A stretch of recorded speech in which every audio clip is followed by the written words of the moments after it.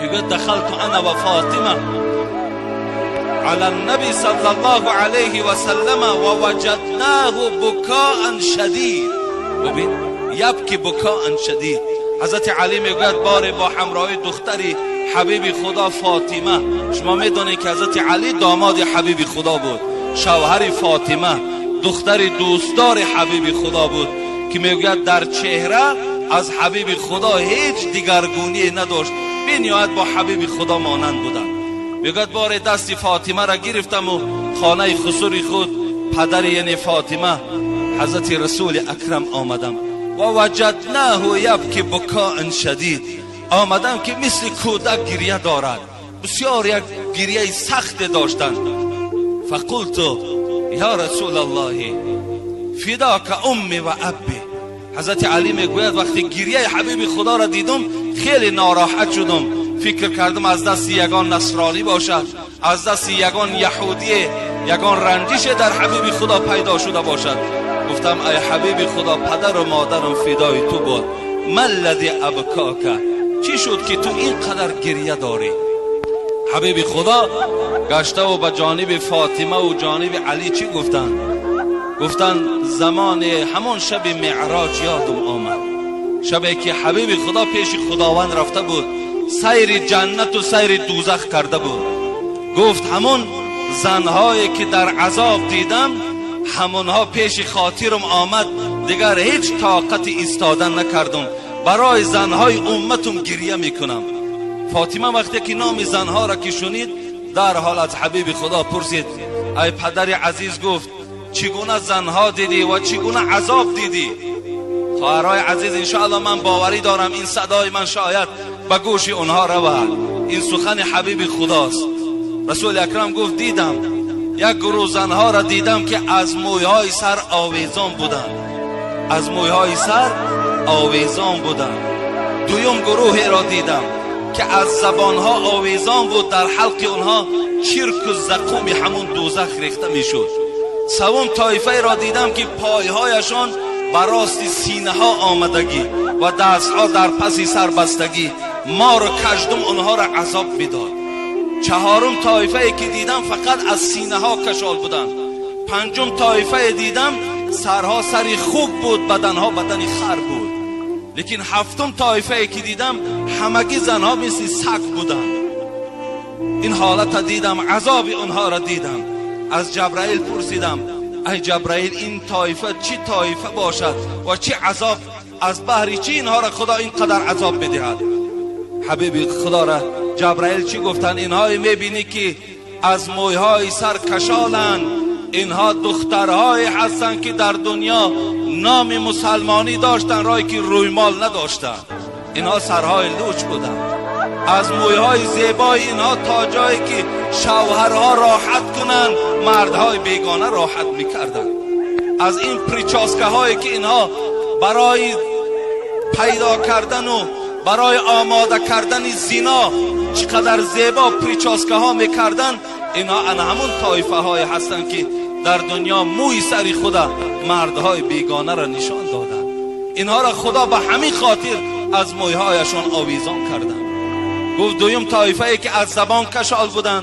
فاطمه میپرسد اونها چگونه بودن؟ حبیب خدا گفت اون زنهایی که از زبان کشال بودن و در حلق اونها زقوم و زرداب دوزخ ریخته میشد، زنهای بودند که با این زبان در دنیا شوهرها را آزار میدادند، با شوهرها جنگ و جنجال میکردند، شوهرها را لازم میشد دهنی اونها گفتن نام میبردن. امروز جوانای ما آنقدر با ایمان شدن که از من سوال میدهد اگر زن گوید که در دهنت فلان کنم طلاق میشود یا نمیشود؟ من میگم همین معامله را کی کرد؟ میگه عائله من بر من کرد. تو چی؟ من توقت میکنم و صبر میکنم و زندگی با این زن میکنم و این زن تربیه میکنم. ببین این از زبان جوانهایی که امروز الحمدلله گویم که ایمان کامل دارن، از زبان همون جوانها صادر میشه.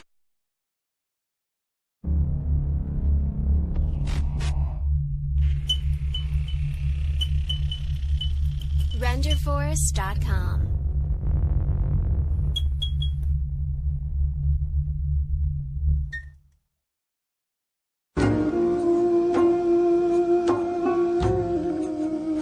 پیغمبر خدا گفته بود است که در شب معراج وقتی که من نزد پروردگار خود رفتم و با پروردگار خود وقتی ملاقات کردم، خداوند بالای من 50 وقت نماز را فرض گردانید. 50 وقت نماز هدیه داد.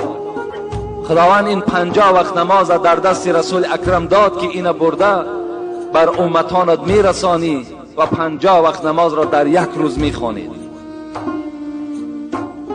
انس ابن مالک میگوید که پیغمبر دوام دادند این حدیث را گفتند: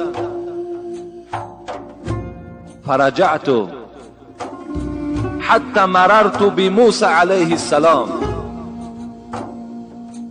وقتی این هدیه 50 وقت نماز را گرفتم از نزد خدا، پس از نزد پروردگار خود بیرون شدم، آمدم از نزد حضرت ابراهیم گذشتم، در طبق پایانگی که حضرت موسی بود به نزد حضرت موسی رسیدم. حضرت موسی کلیم پروردگار از محمد سوال کرد: ما فرض الله لك على امتك؟ خداوند بر تو چی هدیه داد؟ گفتم 50 وقت نماز. حضرت موسی که پیغمبر خدا گفته است ای امتی من دائم دعاگوی حضرت موسی باشید که یگانه پیغمبری که در شب معراج مرا یاردم کرد این موسی بود. حضرت موسی چی گفت؟ فرجع الى ربک یا محمد فإن امتك لا تطيق ذلك. محمد صلی الله علیه و سلم، اولا خوش آمدی. این بهترین سفری هست که خدا بر تو نصیب گردانیده است، لیکن من بر تو نصیحت میکنم که پس گرد نزد پروردگار. 50 وقت نماز این خیلی زیاد است، امتی تو طاقت 50 وقت نماز ندارد. پس بگرد. فرجعت فوضع عنی شطرها. پیغمبر خدا میگوید وقتی موسی که این سخن گفت، من هم 50 وقت نماز داشتم، نزد بنی اسرائیل پیشنهاد کردم، امتان من عاجز آمدند، همه گناهگار شدند. از این خاطر از تو برادر محمد طلب میکنم نزد خدای خود برو و این نماز را بگو که با کم عددش کم کند، زیرا امتی تو طاقت ادای این ندارد. رسول اکرم میگوید گشته آمدم نزد پروردگار، زاره و تولا کردم، خداوند از من 5 وقت نماز را بخشید، در بعض روایت 10 وقت نماز را بخشید. فرجعت بذلك قلت یا موسی وضع عنی شطرها. آمدم نزد حضرت موسی، گفتم موسی برادر، خداوند از من 5 وقت نماز را گذشت و 45 رسانید. حضرت موسی چی گفتند؟ ارجع الى ربی فاسأله التخفیف. محمد صلی الله علیه و سلم باز پس گرد، زیرا که 45 وقت نمازم این نماز زائد است، از پروردگار تخفیف طلب کن، سبکی طلب کن، باز کم کنه. پیغمبر خدا میگوید بازگشتم نزد پروردگار خود، فلم ازل ارجع بین رب تبارک و تعال و بین موسی علیه السلام. پیغمبر میگوید که من بین موسی و بین پروردگار خود 9 بار نزد خدا رفته آمدم. 9 بار برای همین امت، تا که امتی من گناهگار نشود، تا که امتی من شرمسار در روز قیامت نشود. نزد خدای خود میرم، زاره میکنم، تولا میکنم. آمدم گفتم موسی 5 وقت شد. حضرت موسی چی گفتند؟ محمد گفتند ارجع الی ربک فإن امتك لا تطیق. محمد گفت من باز از تو خواهش میکنم، پس گرد که امتی تو 5 وقت نمازم نمیخواند، پس بگرد. حضرت موسی با نور نبوت دانستند که امت پیغمبر، امت محمد 5 وقت نمازم طاقت ندارند. امروز برای ما و شما سخن حضرت موسی درسی تیار است. کنی خانه ای که خالی از بی نماز باشد، در هر خانه یک بی نماز یا 2 بی نماز یا زاید از این وجود دارد. کم از خانه ای که همه مکملا نمازخوان باشد، کم از این خانه. پس گرد گفت 5 وقت نمازم زاید است. رسول اکرم چی گفتن؟ استحییت منه. موسی گفتن گپی شما قبول، لکن به عظمتی خدا قسم که دیگر شرم می‌دارم که از 5 وقتم این نماز کم کنم. خطاب آمد یا محمد انهن 5 صلوات لكل يوم وليلة لكل صلاة 10 فكذلك 50 صلاة. میگه صدای آمد که ای محمد حبیبی من، رو گفت پایان رو، دیگر پیش من نیا. این 5 وقت نمازی که بر ذمه تو ما فرض گردانیدیم، در یک شبانه روز تصور کن که در هر یک نمازش 10 نماز ثواب داده می شود و برابر می شود به همون 50 نمازی که من در اول در ذمه تو فرض گردانیدم.